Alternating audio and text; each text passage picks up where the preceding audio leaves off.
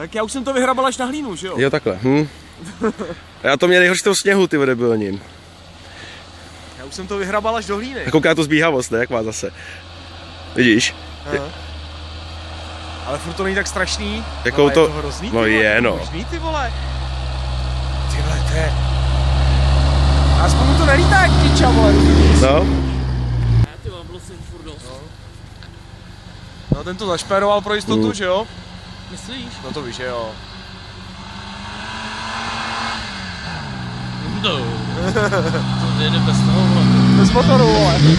No, jako víno. Kučárek. Plem, plem, plem, plem, plem, plem, plem, plem. To jede sám. No, vždyť jo.